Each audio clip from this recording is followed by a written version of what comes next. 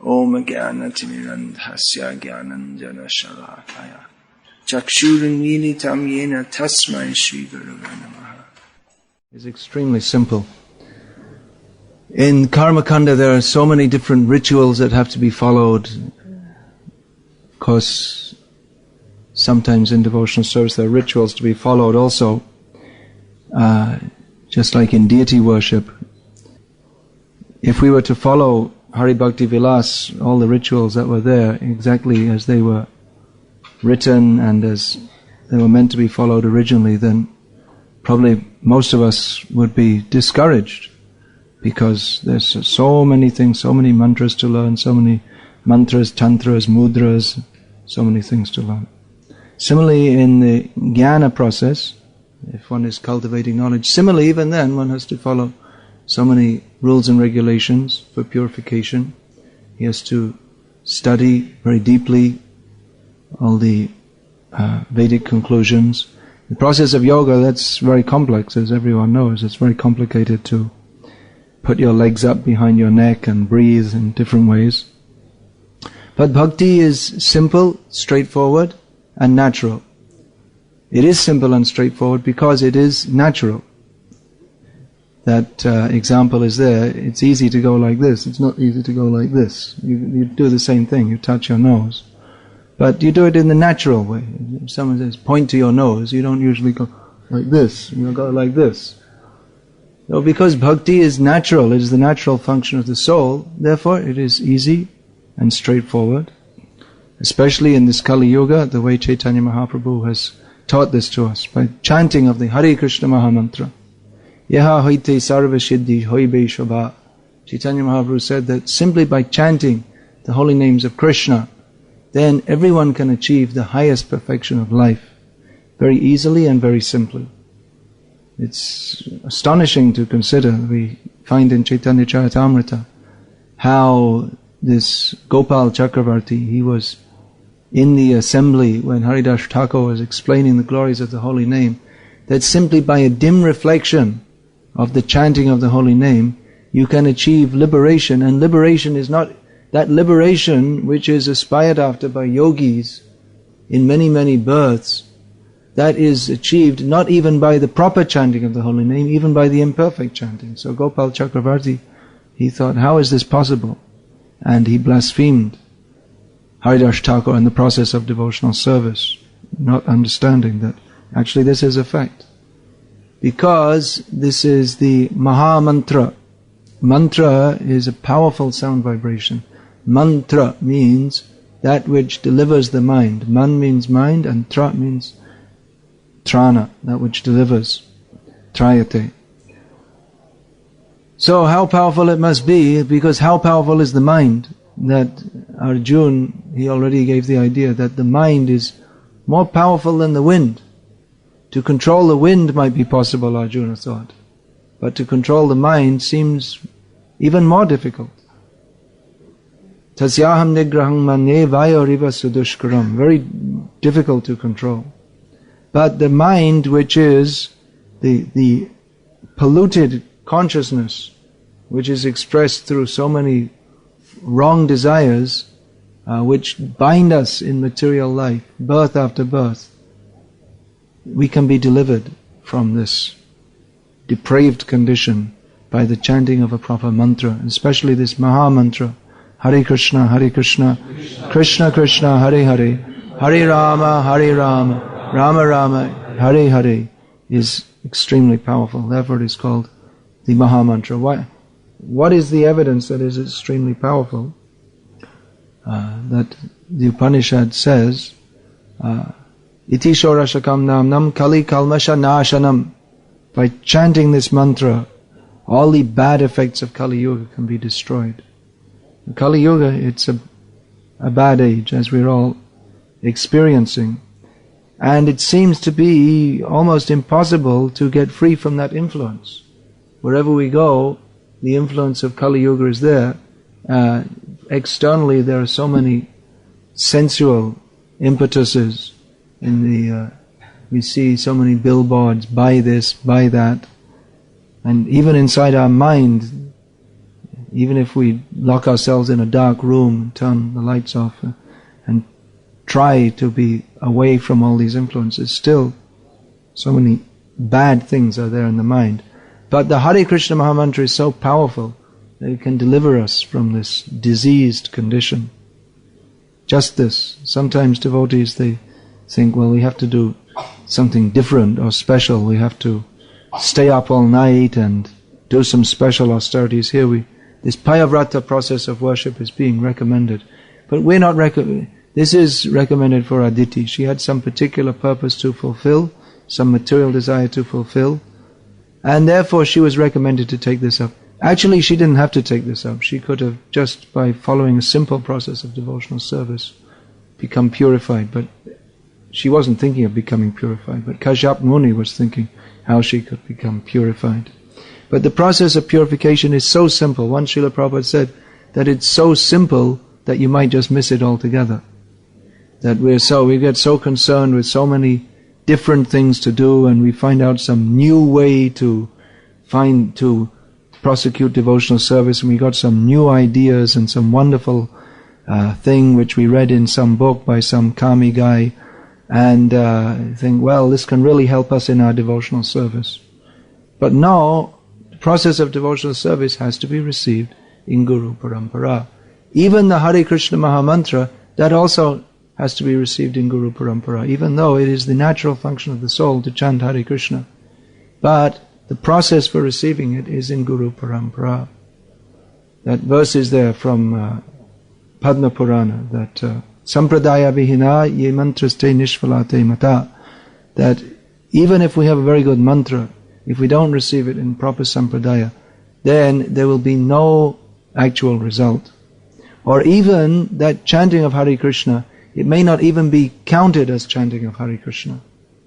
Just like we see in Bengal, there are so many professional kirtan groups. Just like you have professional rock groups in the West who go on tour entertaining people with their music. So there are professional kirtan groups who entertain people with their music. But because people in India are somewhat pious, and they don't just, well, at least they have a background of being pious, then they don't just have any old rock and roll music, although now they are doing. But everything should be religious. So for their entertainment, also religious. So they're chanting Hare Krishna in a very, what they think is melodious way. Prabhupada called it howling. And they're paid for doing that, and if you pay them, they'll chant whatever so-called mantra someone makes up, Jai Guru, whatever, they'll sing. So Bhaktisiddhanta Saraswati Thakur commented, they're not chanting Hare Krishna. They're chanting money, because that's why they're chanting. Chanting Hare Krishna means to call to Krishna, please engage me in your service. But they're calling out, please give me some money. Our time is up, 2 hours. Now we're finished. No more chanting Hare Krishna. So that is not actual chanting Hare Krishna. That Jagarananda Pandit has already commented in this regard, that Ashadu Sange Bhai Krishna Nam Nahi Hoy. Nama Ka Bahire Bote Tabu Nam Kabu Noi. He said that without the proper association of devotees, chanting Hare Krishna is not chanting Hare Krishna, even though the sound may be there. It may appear to be the same sound, but it's not actually the sound. It's a material reflection of the pure holy name. Just like sometimes we see our devotees, they think, we'll go to Vrindavan, we'll buy some deities and bring home. You can't buy deities. You think you can just walk into Loi Bazaar, how much is this one? Bargain with the shopkeeper, and then you can buy Krishna. It's not possible. The Krishna, he becomes manifested at the invitation of his pure devotee. Not that now, I bought some very nice Jagannath deities, very cheap price. You can't buy Krishna.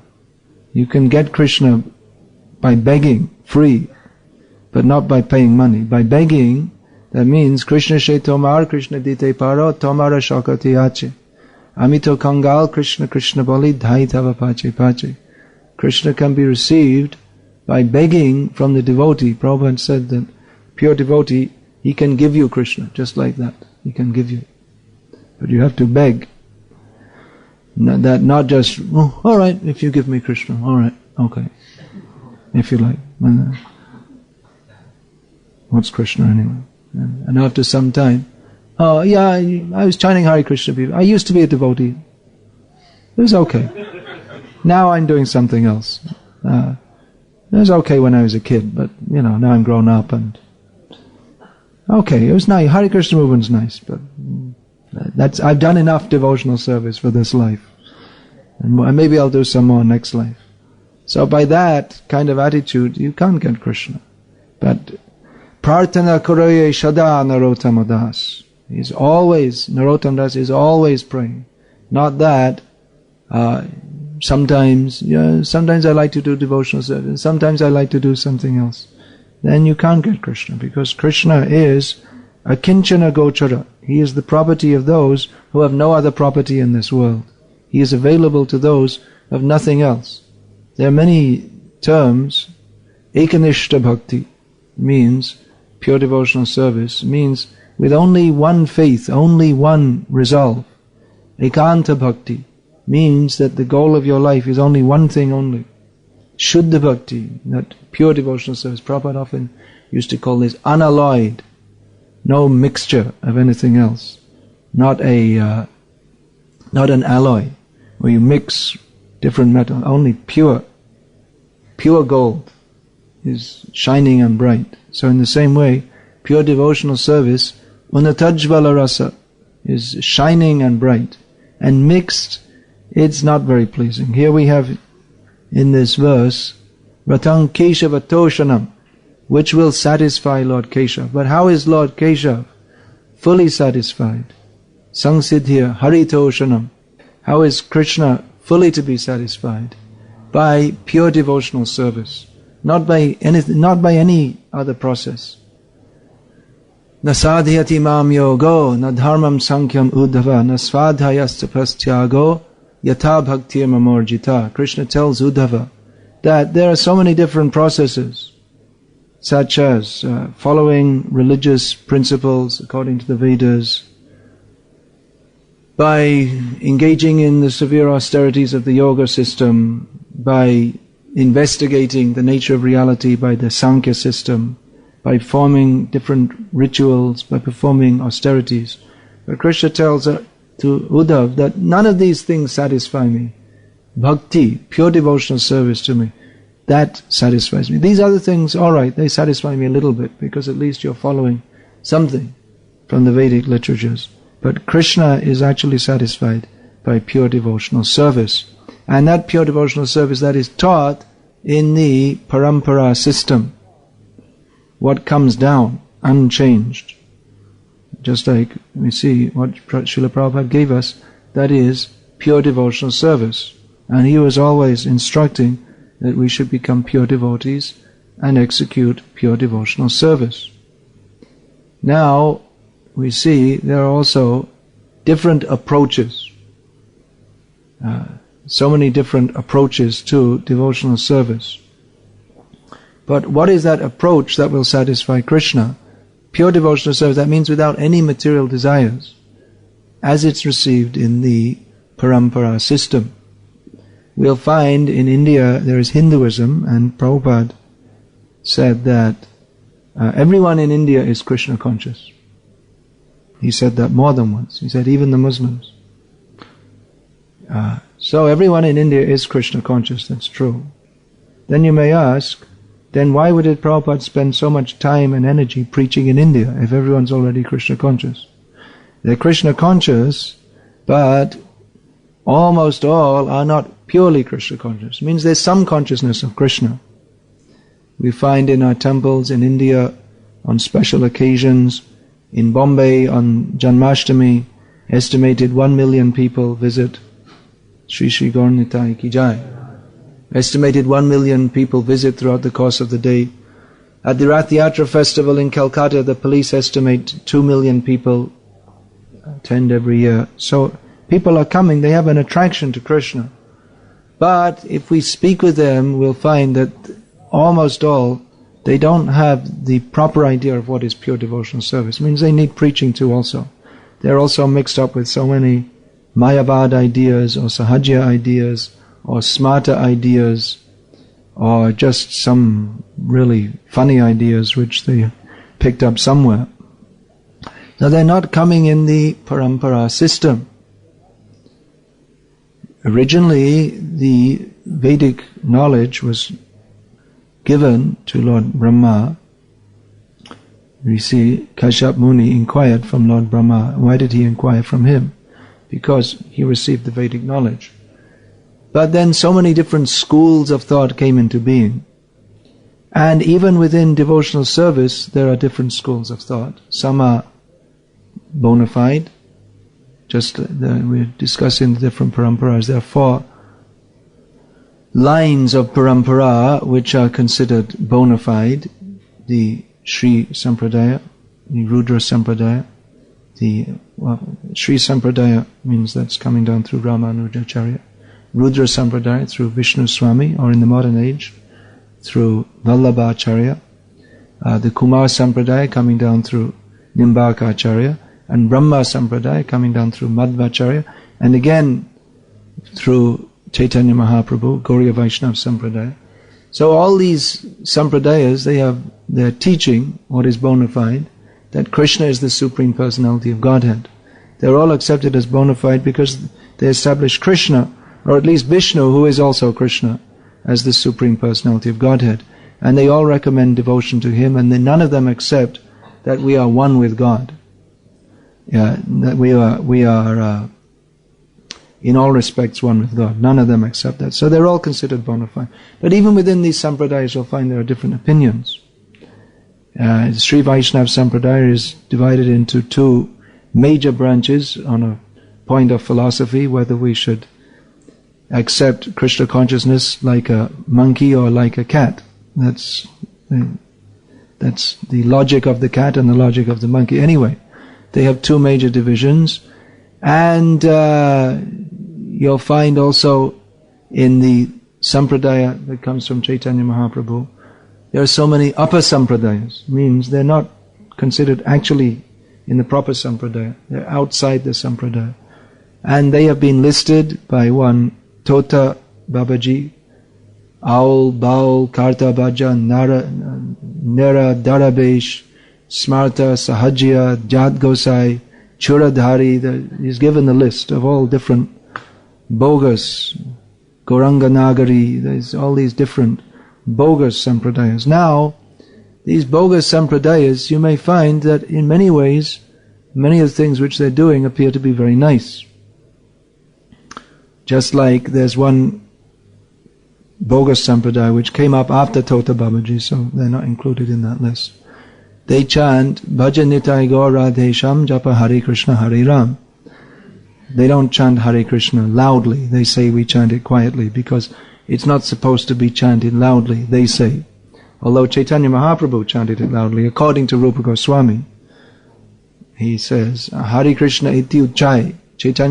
He is describing Chaitanya Mahaprabhu chanting Hare Krishna loudly. But according to them, that's wrong. So they made up a new mantra, which is, there are many mistakes in this mantra. There's rasabhas, and just the idea that someone can make up a new mantra. Okay, let's make up a new mantra today. Just like people write a new pop song. So we didn't have a new mantra for some time. We're getting bored of this Hare Krishna mantra, so let's make a new one. So in many ways their sampradaya or upper sampradaya seems to be very nice. They have renovated many of the holy places connected with Chaitanya Mahaprabhu and his associates, and they're continuing the worship, and they've written many books on devotional service, and they have many followers, and many of them are very scholarly, and many of them appear to be very saintly. This was more in the past, not nowadays. But still, it's a popular bogus sampradaya. It seems in many ways to be nice, but there's something intrinsically wrong. They thought Chaitanya Mahaprabhu didn't teach us everything. That's why they had to make a new mantra. And there are many such bogus sampradayas. Gauranga Nagari, you'll find They have a deity of Lord Chaitanya Mahaprabhu playing a flute, and with him is Vishnu Priya, because they have the idea that Lord Chaitanya is the enjoyer. But Lord Chaitanya never took he is Krishna, but he never took the position of the enjoyer. Krishna is the Nagar, he's the enjoyer. Rajabara Nagara, he's the main enjoyer, and everyone else is enjoyed. But Chaitanya Mahaprabhu didn't take that position, he took the position of a devotee. So in many ways, what they're doing may appear to be nice, but everything is spoiled, because they didn't follow the proper parampara. Therefore, they again come back to materialism. So, in our Krishna consciousness movement, we have to be very careful also. It's not that just because we're living in a temple which has a sign, ISKCON, painted on the door, that automatically everything is perfect and pure. We have to actually follow what Prabhupada gave us. Therefore Prabhupada is called Founder Acharya. Prabhupada insisted that wherever the sign is there, or wherever the letterhead is there, International Society for Krishna Consciousness, his name should be put Founder Acharya, not Acharya, Founder Acharya, His Divine Grace A.C. Bhaktivedanta Swami Prabhupada. Now, why is that? Now, someone with crippled intelligence might think, well, maybe he's interested in his own name and fame, but Prabhupada wasn't interested in his name and fame. If he was, he could have made himself famous, because so many gurus, so-called, who went to America at the same time as Prabhupada, became famous. Just there's that long-bearded guy who called himself a Maharishi, so he became famous. And someone else made a mission and called it after himself, so you have the Chinmoy mission, and he became a little bit famous. Prabhupada made Krishna famous all over the world. All over the world, people at least know Hare Krishna. They know at least the words. But hardly they know Prabhupada, because Prabhupada kept himself in the background. He always wanted to promote Krishna. But among his own disciples, he made it clear that he is the founder Acharya. He led by serving, by being the most ideal devotee. He often used to say, as his own spiritual master said, that I don't have any disciples, they're all my gurus. So in his humility he would say that. But he had to teach us also, as one time he called some of his disciples, and because in the Gurukul in Vrindavan, one of the teachers was saying that we teachers, we have to be gurus, which is true, that in one sense, but Prabhupada was a little afraid of the implications of this. So he called the teachers and he told them that you are not guru, I am guru. And another time in Vrindavan, he made it very clear. Another time in Vrindavan, he said that actually in this movement I am preaching and you are all assisting me. So you're preachers, but your preacher means door-to-door salesmen of the holy name. The actual preacher in this movement is Srila Prabhupada. So he wanted to make that very clear, that whatever strength we have, whatever ability we have to do anything in this movement comes from Srila Prabhupada. And Srila Prabhupada's ability comes from following his guru, and this line of spiritual power comes from Krishna. Krishna Shakti Bina Nahe Tar Pravartan. The power, all power comes from Krishna. As Prahlad Maharaj told his father Hiranyakashipu was very powerful, but he was defeated by Prahlad, a 5-year-old boy who never did any austerities like Hiranyakashipu. And he defeated Hiranyakashipu not by challenging him, but just by ignoring him as if he was most insignificant. So Hiranyakashipu was frustrated, and he asked Prahlad Maharaj, what is the source of your power? In this way he admitted his defeat. So Prahlad Maharaj said, the source of my power and the source of yours is the same, only I admit it and you don't admit it. Therefore Prahlad became more powerful than Hiranyakashipu. Hiranyakashipu became powerful by performing austerities, therefore he was given some power by Lord Brahma. And Lord Brahma, he was getting his power from Krishna, that Krishna describes in Bhagavad Gita, that whatever benedictions are given by the demigods, they're actually given by me. But I give the demigods some little power of attorney, that, alright, you can give a little power here and a little power there, and some money here, and you can give someone make someone a king, and give someone a beautiful wife, and you give some benedictions. But actually, all the power is coming from Krishna. So the power to spread Krishna consciousness all over the world, to establish Krishna consciousness, that also comes from Krishna. Krishna Shakti Bina Nahita Pravartan. That power comes from Krishna through the parampara system. And one who follows the parampara system, he becomes powerful. But even then, if someone becomes powerful by following the parampara system, then if he starts to think, oh, now I'm such a great devotee, then again he becomes punarmushika bhava, again a mouse. That story is there. The mouse was afraid of the cat, so he went to the yogi, and the yogi made him into a cat. Then the cat was afraid of the dog, so the yogi said, okay, I'll make you into a dog, and then you won't have any more harassment from the dog. Then the dog was afraid of the tiger, so what do you want now? So make me into a tiger. Okay. And then the tiger was looking at the yogi, maybe I'd like to eat you. So the yogi saw this and said, okay, now you become a mouse again. So in the same way, someone may become great by serving the great, by the blessings of the great. But if he then wants to eat up the great, if he wants to usurp that position and independently think himself powerful and great, then he becomes bereft of all the blessings that he had. And we've seen that in our movement, that devotees, sometimes they become endowed and endued with some strength to do some extraordinary things. But then again they lose all strength because they forget the source of their strength.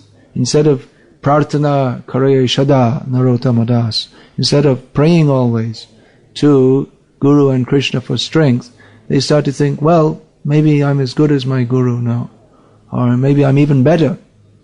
And then you again become fallen down, and you can't do anything. You can't even follow the regulated principles. If you become devoid of the mercy of Guru received in parampara, then you don't even have enough strength to follow the regulated principles. What to speak of preaching to others and getting them to follow the regulated principles. So the process of Krishna consciousness is very simple. We simply have to follow what we've heard in Guru Parampara. Very simple. Prabhupada told us, give us such a nice and simple process. Rise early, attend the temple programs, chant the Hare Krishna mantra, follow the 4 regulated principles, and work within the Krishna conscious movement to help spread this movement. So it's a very nice, very pleasing process, and if we follow this, we'll become purified, and we'll get the blessings of all the parampara acharyas, and we can go back to Godhead. And not only that, but by taking blessings from the parampara acharyas, we can act in such a way that others can also take to this process and go back home, back to Godhead. All we have to do is become a good follower. And then our path is very simple and straightforward and clear and easy. But if we start to think, well, how about trying something else? There's a lot of good ideas. After all, Prabhupada was only here for a short time, and he didn't really have time to teach us everything. And that time we were very new in our devotional life, and we didn't understand so many things. So, probably if Prabhupada was here, probably, that means the speculation has begun, probably he would have taught us so many other things. So why don't we try to find them out, and then we'll become more advanced and more sophisticated, and our Krishna consciousness movement will become better with teachings that Prabhupada didn't teach us. because there'll be so many reasons. And then we'll bring in so many different ideas. We read some book by a person who's in Maya, but he's getting some Shakti from the material energy to become an influential person, how to win friends and influence people. There are material ways of doing this. So you read a book and it seems very good, but the person who's writing the book, he's also got the 4 defects of the conditioned soul, namely Brahm Pramad Vipralipsa Karana Partav. He makes mistakes, he's illusioned, he has imperfect senses, and he has the cheating propensity. So he'll cheat you. He'll write some book about how you have to be nice to everyone and all this, when he's making millions of dollars out of it, giving seminars on how to smile at each other, and then you have to spend $500 to go to his course to tell you how to be nice to others and how to use your time properly and all this kind of thing, which are very simple, straightforward principles, which anyone with half a brain can understand anyway. But the people who don't have any brain, they spend $500 to go and listen to the guy tell them. And so he's got a good brain, he's making millions of dollars, whoever he is. And like this, so we think, let's incorporate all these sophisticated ideas into our movement. And, we have to become more sophisticated, otherwise people won't take us seriously. So we become very sophisticated. We become so sophisticated that we think, well, following all these things like getting up for Mangalarti, that's not so important. It's more important to be sophisticated.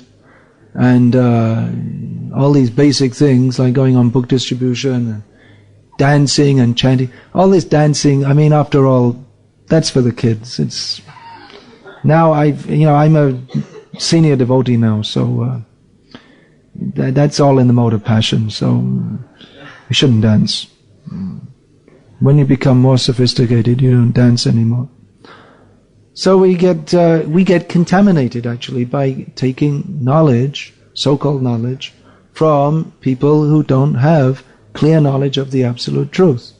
They may have some good ideas here and there, and if we're intelligent, we can take gold from a filthy place. That's also stated by Chanakya Pandit. Prabhupada quoted him. An intelligent person can take knowledge even from a foolish person. That's also there. But take gold from a filthy place doesn't mean that you should permanently reside in a filthy place, saying I'm getting gold, or that we should permanently put our mind into a filthy place of some Kami guy's book. And because it's filthy, because there's no talk of Krishna. You'll read the whole book and it sounds very nice, but you won't find the name Krishna, or what is the goal of life. The goal of life, he may not directly state it, but his goal of life is how to enjoy sense gratification. That's all. How to enjoy sense gratification in maybe a better way, that by I'll be nice to you, you be nice to me. And in this way we'll all be nice to each other, and we'll live peacefully and have a nice life of sense gratification. And no Krishna. No surrender to Krishna. So these ideas, they come through subtly. Very subtly they come through. So that we find that, and then there'll be advice that don't strain yourself, you shouldn't be too extreme. So then we start to think, well, after all, this Krishna conscious movement, it's quite extreme, isn't it? So maybe we should, take it a little, not so extremely. Otherwise, the Kamis won't be attracted. If they see that we're so extreme, rising early in the morning, then, after all, how many people can join a movement where they tell you to get up at 4 o'clock in the morning? So I think what we should do is, we should get up at 8 o'clock in the morning. And then more people will join our movement. It's a good idea, isn't it? It's probably true too. If we make a movement where there's no principles, we can probably get a lot of followers. It'll be very popular. Of course, no one will go back to Godhead, and there'll be no ecstasy. There'll be no ecstasy, but we'll have a lot of followers, and we can say, just see, we're doing a lot of preaching. We got 500 people to come to our temple. And but actually what will happen, you won't get anyone to come to your temple. You won't even get any devotees in the temple, because who will want to stay in the temple? Because the temple means you have to work hard for Krishna. That's ecstatic. But if no one wants to work hard for Krishna, then why will they stay? And then you'll think, well, so many ideas will come that I'm working hard. Now, if I was doing this in the Kami world, I'd be earning $1,000 a month. So why don't they should give me? I'm qualified, I have a PhD, so I should get good pay, the same as I would get in the Kami world. We hear such things sometimes from people who have gone off the line. They come in Krishna consciousness, they follow for some time, and then they think, well, what's in it for me? I'm here now, be here now. That's the philosophy of the modern world. Be here now. So it's all right talking about this going back to Godhead and all these things, but what about now? I need a good car. I need plenty of money. I need to live very respectably. Otherwise, when we go to preach, no one will take us seriously unless I have a first-class car and first-class silk clothes and all these things. No one will take me very seriously. So I have to have these things. Now, you may have these things. That's all right. We're not saying you shouldn't have these things. But if you think that that is the sign of success in Krishna consciousness, this devotee has become successful. How do you know? Because he has a first-class car. That is not the sign of success in devotional service. The sign of success in devotional service is vairagya vidya, renunciation of all material desires. You can also have a first-class car, but you have to have the renounced attitude that I don't need this for me, but in Krishna's service I'm using, if you really need it. Otherwise, there's no need for these things. So anyway, there may be so many different ideas which come, and someone will teach that, well, now we have something better than what Prabhupada taught, or something more intimate than what Prabhupada taught, and I'll give you a process which Prabhupada didn't teach you, by which you can very quickly become a pure devotee, and within 3 days you can see the gopis dancing, and so many different ideas they'll give. You can know for sure if anyone says that we're giving you something, it's better than what Prabhupada gave, it's bogus. Definitely it's bogus. Because Prabhupada came, he was empowered by Lord Chaitanya to do what he did. No one else did it. So Lord Chaitanya wanted this movement spread all over the world, and he gave the power of attorney to Prabhupada to do that. So it's not that he gave the power of attorney to Prabhupada to spread Krishna consciousness 50%. And then someone else has to come and teach all the philosophy which Prabhupada didn't teach. No, Prabhupada said that everything you need to become fully Krishna conscious is in my books.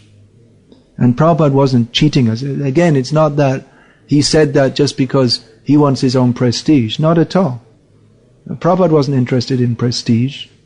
If you think like that, that's offensive. Or another way of thinking, even more dangerous than saying, now we're teaching something better than Prabhupada, because then you can immediately detect that this person's a cheater if they say that. If they teach something else and they say, actually this is what Prabhupada is teaching, but it's just a more advanced understanding. You have to be practical, Prabhu, and understand that this is really what Prabhupada wanted. But now you see, I'm very intelligent and I've understood that Prabhupada told us this, this, this and this, but actually he didn't really mean that. He meant something slightly different, which I'm telling you. So this is all bogus. And it's dangerous. And it's going to come, for sure, because not going to come is coming and will come. Because that's natural. We see that in the course of history, that whenever a great charismatic leader comes, he attracts many followers, and after he leaves, or even within his very presence, they start, different people who are supposed to be his followers, they take advantage of his name to promote something different. And it's in the field of religion. You'll find in Islam there are so many branches. In Christianity there are so many branches. Why should there be so many branches? If Christ taught one thing, then there should be one way of following it. That's why you have the Catholic Church. Catholic means universal. It means what everyone's supposed to follow. But then you find there's so many different sects, and even the Catholic Church itself isn't following what Jesus said. So that's why there's so many different sects. Because people detected that. They became, first of all, Protestant. They protested. Hey, that's not right. So then you get people protesting against the Protestants, and then it goes on and on and on. And not only in the religious field, even you'll see different, Karl Marx, he made some philosophy, and there are so many different interpretations of that. So this is the nature to speculate, deviate, especially in Krishna consciousness. We see that it's Paramakarana Pahundvijana Nitai Gaura Chandra Shabhyavata Sharashiromani Kevali Ananda Kanda. It is the path of happiness.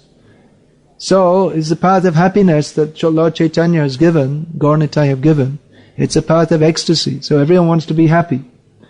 But there are some little condition how to become ecstatic.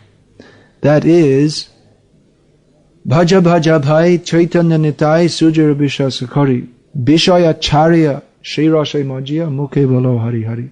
With firm faith in the instructions of Lord Chaitanya and Lord Nityananda as received in Guru Parampara, we have to give up sense gratification. Just one little condition. Just give up sense gratification. Then, when we chant the holy names of Krishna, we can be absorbed in ecstasy. But there are bogus people who think that, yes, I like the ecstasy, but I don't like all these rules and regulations. So let's have Krishna consciousness with ecstasy and no need of rules and regulations. This is the half chicken philosophy. That I like the back of the chicken because I'm a demon and I eat eggs and I get an egg every day from the back of the chicken. But I don't like the front of the chicken because I have to feed it. So chop off the front and keep the back, and then you end up with no eggs and no chicken. So this half chicken philosophy, ardha kokoti nyai. You think, I like the ecstasy, so we'll have only ecstasy and no rules and regulations. That is called sahajya. Easy, too easy. This is very common in Bengal. Most preaching in Bengal means people, they already know Gaur Nitai, they already know Radha Krishna, they already know Kirtan, they already know the Hare Krishna Mahamantra. What are you going to tell them? You have to tell them to give up all their bogus ideas. Because on top of Gaur Nitai, Radha Krishna, Sankirtan, they've put in so many bogus ideas that you don't have to follow rules and regulations. God is very merciful, so if we eat fish, He won't mind. We'll chant Hare Krishna, we'll get free from all sins. So it's very dangerous. And the whole process of Krishna consciousness becomes polluted. Actually, the process can't become polluted, but the way it's presented becomes polluted. Shruti Smriti Purana Adi Pancharatra Vidhing Vina Aikantiki Hare Bhakti Utpatayaiva Kalpate. Rupa Goswami already predicted that when he wrote his Bhakti Rasamrita Sindhu. He said that so-called devotional service, which does not exactly follow the path given in the Shastra, that is not devotional service, it is simply a disturbance in society. And we find that in the name of Krishna consciousness, there are so many disturbances. Srila Prabhupada, he used to say that preaching Krishna consciousness in the Western countries is so easy compared to India. Because in the West, I just tell them, do this, do that, and they say yes, and they follow. But in India, they'll say, yes, but what about this, and what about that, and, well, my Guruji said this, and something else. They'll bring so many other ideas. But now it's the same in the West also, because now our devotees have been to India, and Indian gurus have come here, they see there's so many devotees of Krishna, let's go and scoop a few of them up, and bring them into my movement. And there are so many different ideas, and it becomes more difficult to preach Krishna consciousness, because people think, now we have all kinds of sahajya movements in the Western countries, complete sahajya, and different ideas that Prabhupada was okay, but there's a new Swami, he's really good. You should go and see him, if you really want to get the ecstasy. So there's so many deviant sects which are trying to take us away from the lotus feet of Srila Prabhupada and the simple, straightforward instructions he gave us. And even within our own movement, there may be so many different ideas about a new way to follow Srila Prabhupada or something like this. But we should know clearly that what Srila Prabhupada taught is ordained by Krishna. He is the founder Acharya of this Krishna consciousness movement. For the next 10,000 years, we have to follow Krishna consciousness as Prabhupada taught. And if we do that, everything is simple, straightforward, and clear. It's so easy. Rise early, go to Mangalati, chant your rounds, follow the four regulated principles, cooperate within this movement for spreading Krishna consciousness. Prabhupada's books are the basis.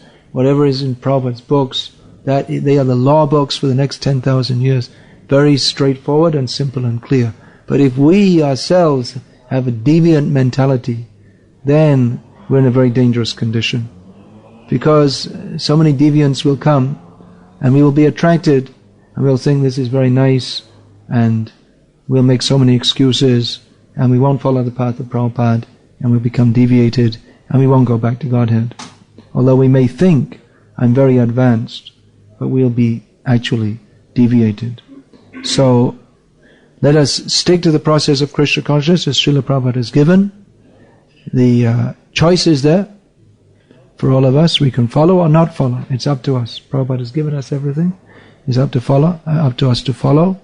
If we do that, follow means you have to become a follower of Srila Prabhupada's followers. So if you follow those who are strictly following Prabhupada, then you'll get the same result as, just like some people say, oh, I want to become a disciple of Srila Prabhupada directly. I don't need any guru. In the previous purport, this idea is debunked. Now, I don't need any guru, I'll just become Prabhupada's disciple directly. And then why don't you become Krishna's disciple directly? You become Arjuna. No, there's a system. You have to become the disciple. You have to become the disciple of the disciple. That's how the parampara comes. In every generation, there's the parampara. You become a directly disciple of Krishna. But you get the same result as Arjuna got by hearing Bhagavad Gita if you follow as the message is received in parampara. Received in parampara means who is disciple, he receives the message exactly as he has heard it, he follows it in his own life, and he teaches his disciples. So exactly the same result is got. If anyone changes anything a little bit, then you get Hinduism.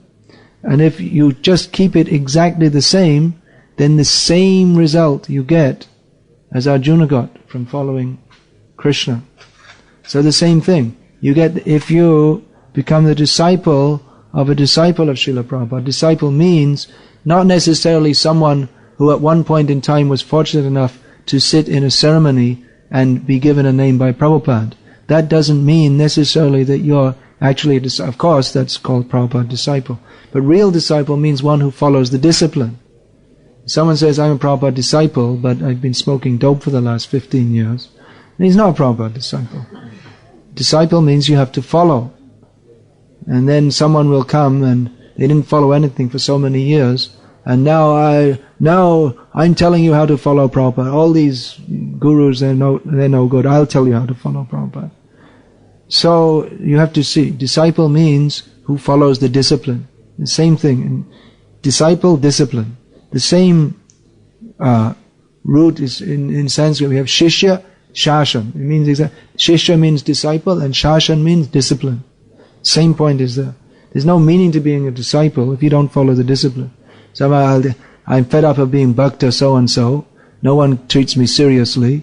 So I have to get a guru. Okay, now I got a new name, Krishna Das.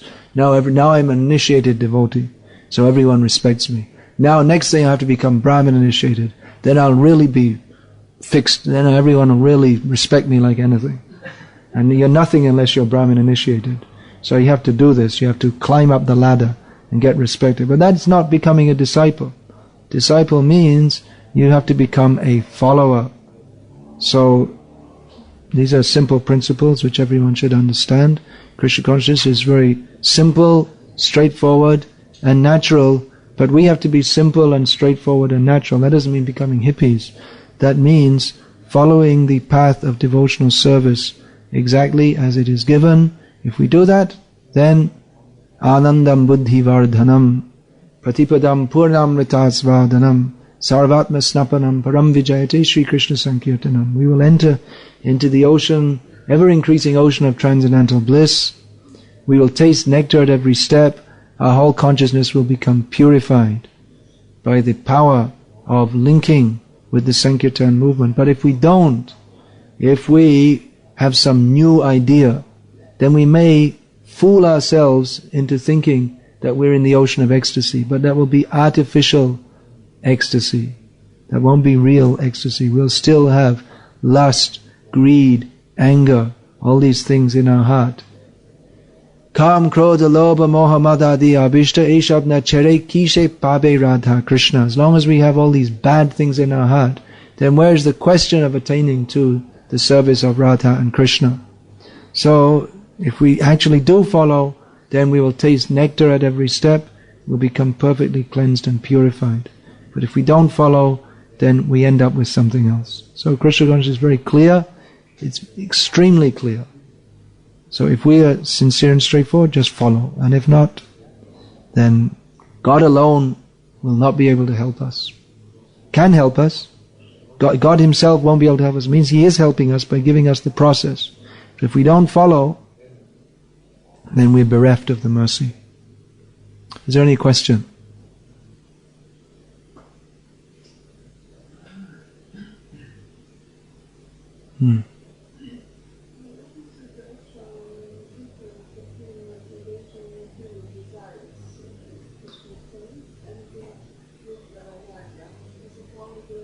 Question considering this whole chapter, the Payavrata process of worship. Kashyapa engaged his wife Aditi in devotional service with material desires. So what is the difference between engaging your material desires in Krishna's service and yukta vairagya? Actually, material desires cannot be engaged in Krishna's service. Krishna can only be served purely. But that means actual devotional service begins when we are completely pure. But to become purified, we take up the process of devotional service, and in the beginning of devotional service, if we're actually going to achieve success, then we have to take up the mentality of becoming purified. If we think, I'm here to enjoy myself on the mundane platform, then we can never become purified. So even though it's understood we have so many material desires, if in the beginning we take the vow or that now I'm going to engage in such a way that I can become purified, then there is hope of purification. Then how to engage, how to take up the path by which we can become purified, because ourselves being contaminated, how can we know that? What is proper to do and what is not proper to do? Then we have to take guidance from Guru, who engages us in such a way that we become purified. That's why I was saying in the class, we have to exactly follow what Prabhupada has given, as that is received in Guru Parampara. Because if we think, well, I have my idea of how to perform devotional service, then that means we're applying our materially contaminated ideas, and the result will be that you won't get pure devotional service. So even with impure consciousness, if we're engaged in devotional service under the guidance of a bona fide Guru who engages us in activities which are meant for purification, and at the same time regularly hearing what is the goal to become purified and striving to become purified, that is the process of sadhana bhakti by which one becomes purified. Yukta vairagya means to use everything in Krishna's service but not to be attached. Just like you can have a first-class car and use it in Krishna's service. Now, if you're actually detached, then you're not attached to the car, but you're attached to Krishna's service. But the danger is, when we use all nice things, that we become materially attached. And instead, we're using the car in Krishna's service, but at the same time thinking, you see what a nice car I have? I'm so prestigious. So again, our material desires become mixed up. Therefore, again, the point comes, we have to hear regularly and regularly see what is in our hearts. Why are we doing this? How are we performing our devotional service? Are we actually purifying our desires or not? So yukta vairagya, that has to be performed under the direction of an expert guide. Otherwise, instead of becoming detached from all these things by using them in Krishna's service, we can again become attached. And we sometimes see this. Devotees, just to give an example, sometimes devotees sell paintings to raise funds for using in Krishna's service. But sometimes what happens is, because they're not hearing properly, or their motives aren't pure enough, or whatever, because they're dealing with materialistic people in a material way, and they're getting plenty of money, and to do that service you're supposed to have a nice car, nice clothes, so it looks like you're successful, and people think, well, other people must have bought things from him, otherwise how could he have so much money? Let me also give some money. So the danger is that if you're not engaged directly in preaching, and you're engaged with a lot of money.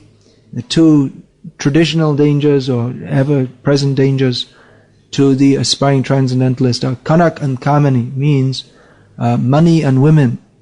So if you become attracted to the money, then you start to think in terms of material prestige, and you become deviated from the process. You become materialistic. You become attracted to material things. And we see this. This happens many times when devotees, they take up a process which in itself, raising funds for Krishna service in itself is not bad. That's one kind of yukta vairagya.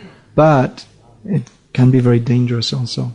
Therefore, all these activities have to be undertaken under the guidance of an expert guide, expert spiritual master, expert leader, so that we don't fall back into material sense gratification. Material desires may be there, but we shouldn't cultivate them in the name of devotional service. Then we become, again, deviated. We must strenuously try to become purified, to overcome material desires as soon as possible. Don't think that, all right, I'll gradually become purified. Let it be gradual. We shouldn't think like that.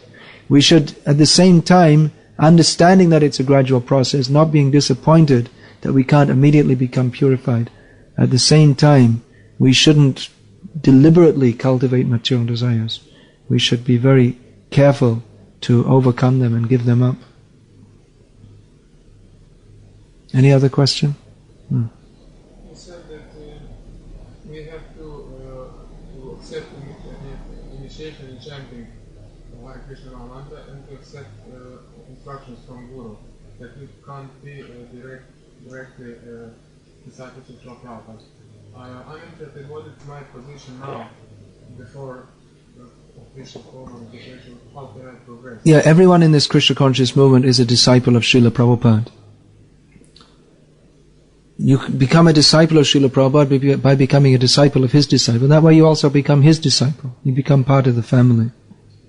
So before initiation, you're also part of the family. Exactly which room you belong in, that we have to see. Room means whoever you accept initiation from, that all the gurus are supposed to teach the same thing anyway. So you're under the shelter of Srila Prabhupada.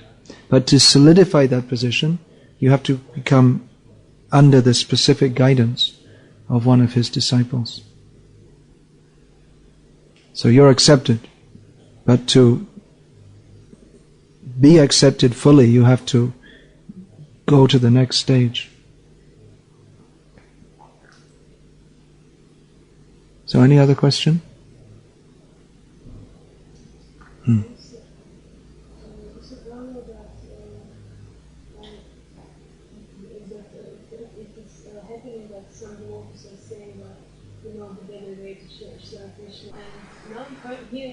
Зачуем, да,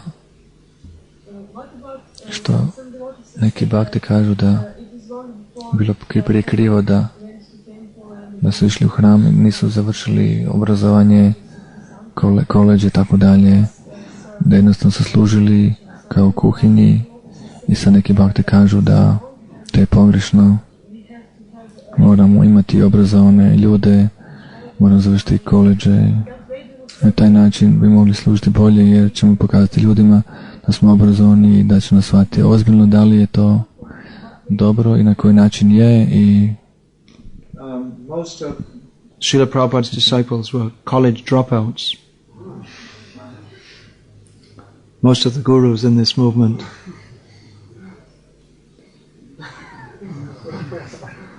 Srila Prabhupada also did say when devotees were at school or at college, Prabhupada not always but usually encouraged them to finish that. There's one letter to one of his disciples, I think she was 15 years old at the time, Ekayani.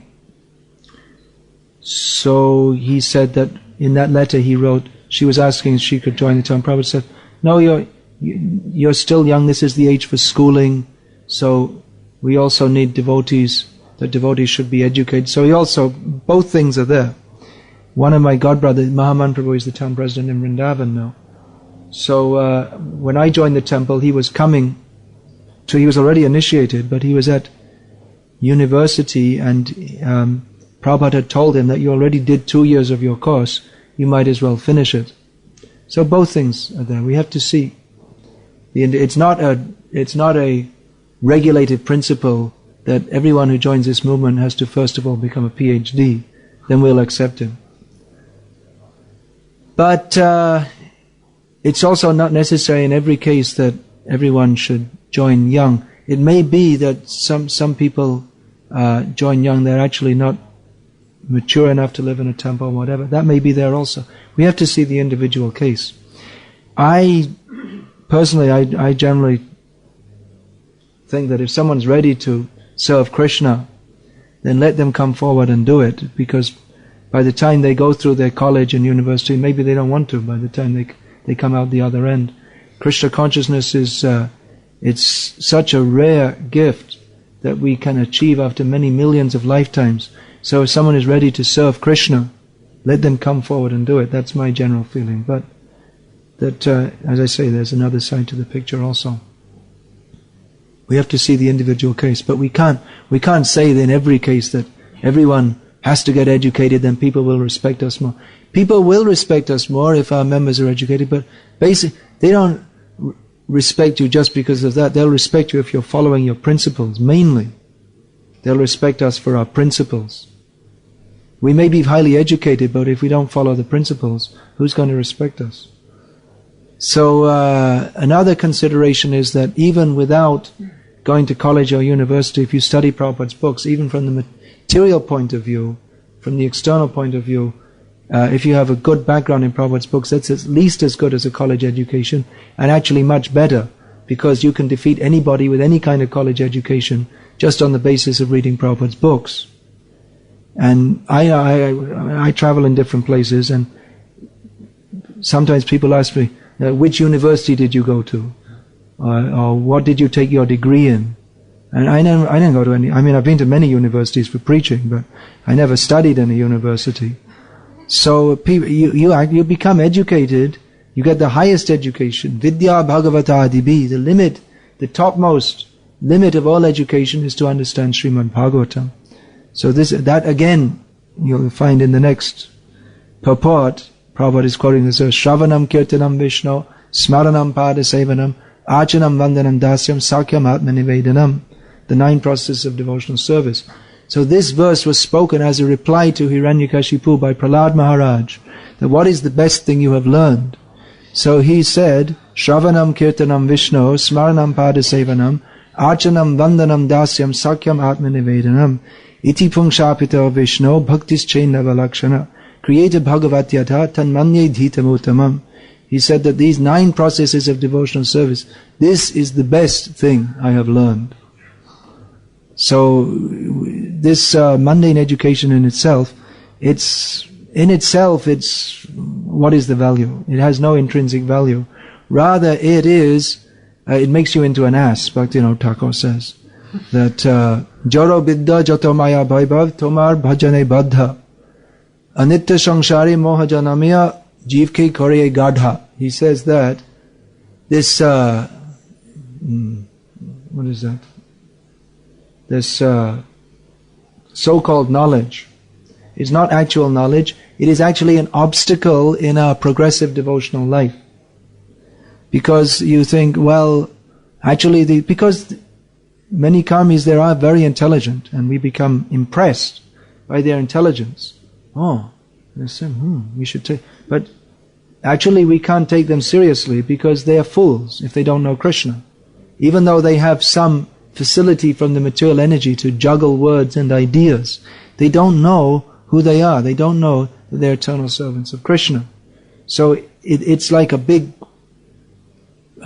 smoke screen, or a big like a cartoon or something. It looks real, but it's not real. It has no basis. So it's fascinating. Intellectual development is fascinating, but it's not pure devotional service. It makes you into an ass, because an ass makes a big noise. But it's only an ass after all. An ass is making a big noise. And an ass is engaged as the servant of a low-class washerman. So all the intellectuals, they're also engaged. They have to get their research grants, and they can't live independently. So intrinsically, this so-called higher education, it's not higher education anyway. It has no intrinsic value, and it's dangerous in as much as it may deviate us from devotional service. But if someone's already doing it, we may say, go on, and you might as well finish your course. But they should know that in itself it has no value. Just like we may drive the nice car, we don't need a first-class car, but we may drive a first-class car just so people give little respect, like this. Or we may wear first-class clothes, so we don't need it for ourselves, just so people may give a little respect, but we shouldn't be attached to that. Otherwise, it's dangerous. And also those who are joining the movement and say, I don't want to go to school, college, then after 10 years, I want to get married, and I spent 10 years washing the pots, and I didn't get anything from ISKCON, and I should have done my degree. Don't complain. If you come understanding what you're doing, come to serve Krishna, and don't think that you lost anything because you didn't go to college. You come by your own choice. You didn't lose anything. If you wash the pots all your life, that's the most glorious thing. If you wash them for Krishna. And getting a university degree, if you don't get that, that's your material desire. If later on you want to go back to college and get a degree. Once you come and stay. Don't think there's something better outside. Hare Krishna. Srimad Bhagavatam ki jai. Srila Prabhupada ki jai.